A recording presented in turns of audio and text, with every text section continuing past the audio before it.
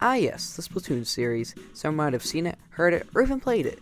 It's the game about claiming the most turf to win by spraying ink everywhere with all kinds of weapons and killing your opponents, or splatting them as the game calls it. Now, I've played each game to death. Well, maybe the second and third. Not quite the first, because I wasn't really into the game when playing that. But, here's something probably none of you are thinking right now. What is my favorite game in the series? Now, the answer probably seems obvious. The third game. And, you're probably right. But this is my excuse to take a deeper look into each game and rant about Splatoon 2.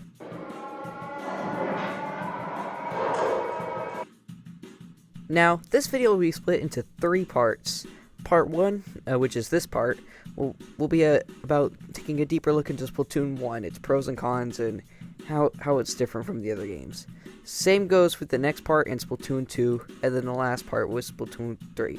And then after that, I will post a mashup with all the parts if you guys are insane enough to watch like an hour-long video. Which, if you guys watch my streams, you probably are. Now, this video will be split up into 6 sections. Turf War, Ranked Battle, Splatfest, Private Battle, Single Player, and Extra Modes. Now, I don't want to waste any more of your time, so let's go ahead and get started with the first section, Turf War.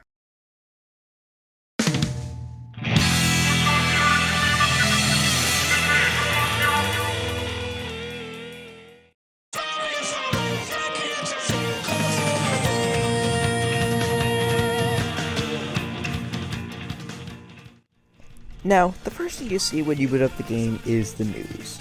So let's go ahead and just skip through that.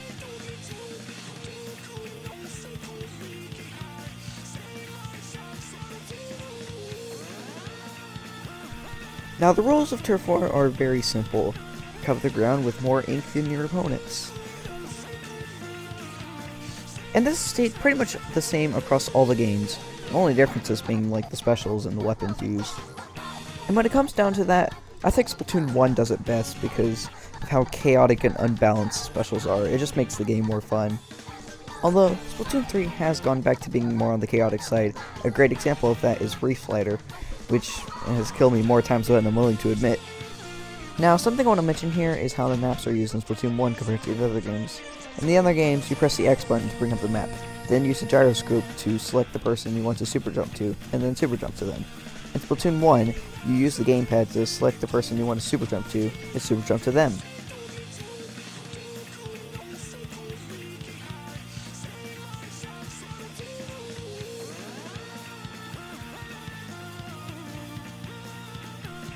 Now, aside from all that, Turf War is pretty much the same across all the games. So let's go ahead and move on to our next topic, Ranked Battle.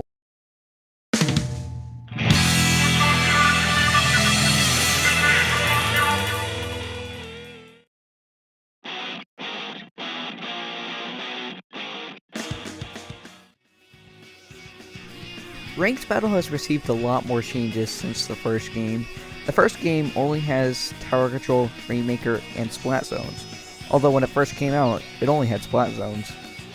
Although, I do like having only those modes, because Clan Blitz is my worst enemy. And I have yet to play it in Splatoon 3, outside of one private battle match I did with my friend. But even the ranked modes themselves are different. For example, neither Tower Control or Rainmaker has checkpoints in the first game. And that can make them extremely unfair at times. In the ranking system, I like the ranking system in Splatoon 1 a lot more than Splatoon 2. The Splatoon 2 ranking system absolutely sucks. But I think Splatoon 3 pretty much perfected it. I mean, you can't rank down from like A- to B+. But at least Splatoon 1 doesn't have a ranking meter that can crack and make you lose a lot of ranking points in a single go. But in my opinion, out of the 3 games, Splatoon 1 does it worse just because of no checkpoints in any of the modes. But it is slightly saved by a better ranking system than Splatoon 2. Anyways, that's pretty much it for ranked modes. So let's go ahead and move on to the next section, Splatfest.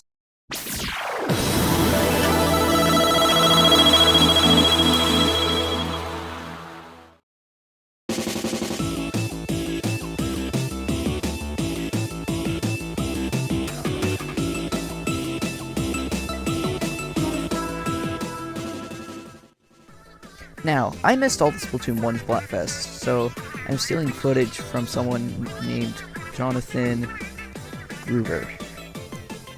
I will put the link of the video I used in the description, so hopefully he will not get mad at me for stealing his footage. Now, Splatfests are pretty much just regular turf war matches, but it's nighttime now, and now there's lights everywhere.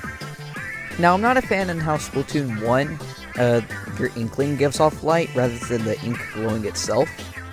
And in Splatoon 1, you only have one music that can play during matches, other than Now or Never.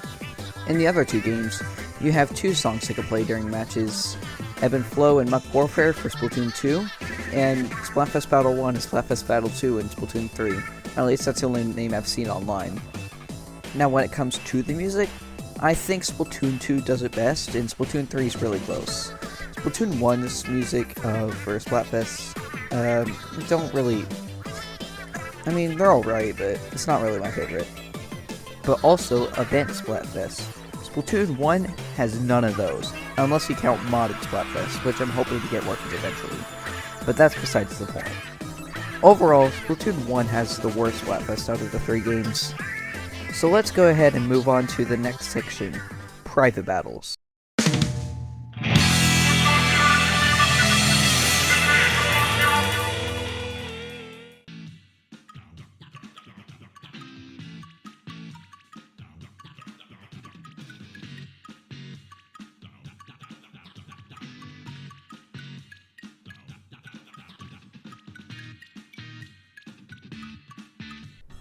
Yes, in Splatoon 1 you can play the Calamari Incantation theme on the password screen, which I think saves the Splatoon 1 private battles to make them probably one of the best. Anyways, you have a couple modes, Tower Control, Turf War, and Rainmaker, and you have a bunch of maps. And that's really about it. Nothing too special here. So let's move on to the next section, single player.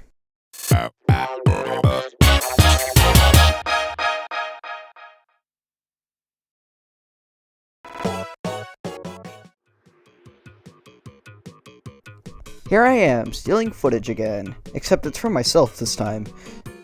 It's from my previous stream, where I speedran all the single players in all the Splatoon games. Go watch it if you have 9 hours to spare. Anyways, let's get back on track. I love the Splatoon 1 single player. The levels have actually fun gimmicks and end right before they're about to get stale. Although, none of the single players are particularly bad, except for one I'll get to in part 2. A lot of these single-player gimmicks did eventually get added into future stages or shifty stations in Splatoon 2. You guys might have not even noticed, because they've been such a staple in the Splatoon series since then. And I love the interconnected world, although I can kind of see why they removed it for future games, because you could do stuff like this.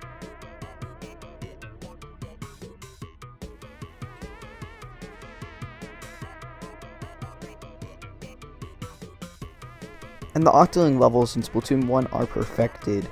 In Splatoon 2 Octo Expansion, you played ranked modes, which I think was a cool concept. And in Splatoon 2, I think I'll save that one for part 2. Might have to go on a rant. But in Splatoon 1, all you have to do is get to the end. And since they're in multiplayer stages, then you can get to the end very quickly, which can make it really fun to speedrun. But Splatoon 1 has a type of level that none of the other games have, except for maybe one instance in Octo Expansion. I love these Ink Strike levels. I don't know what it is about them, I really enjoy them. You have to constantly run away from Ink Strikes while this guy keeps shooting them at you. And then you have to get up all the way to the UFO and end up killing the guy. It's just a really fun concept, and I really enjoyed these levels. I really hope they bring them back in Splatoon 3 DLC or even Splatoon 4. Now, I forgot to screen record footage of the final boss, but I really enjoy the Splatoon 1 final boss. I think it's the best DG Octavio fight in all of the Splatoon games. Although it is far away from the best final boss in all the Splatoon hero modes. Although it's at least better than Splatoon 2's. Anyways, let's get on to the next section. Extra modes.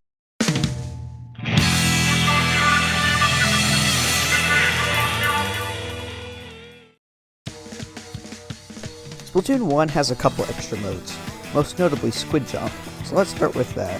Squid Jump is a little minigame you can play while waiting in the lobby for your match to start, and I really enjoy this, so I wish they brought it back for Splatoon 3. You can have a little arcade machine you can go to, and then you can go up to it, press A, and it starts up Squid Jump.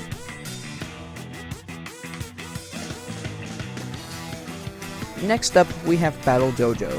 It's the only way to play local multiplayer in Splatoon. Basically, all you have to do is pop balloons. Whoever pops the most balloons wins. You can find cans that have a random special in it. But all I ended up doing with my second controller is squid partying, because it's pretty hard to use 2 controllers at once. Well, I guess that's about it for Splatoon 1, also known as Part 1. Out of 10, I'd probably give it an 8 out of 10. 7 or 8 out of 10. I feel like that's fair, right?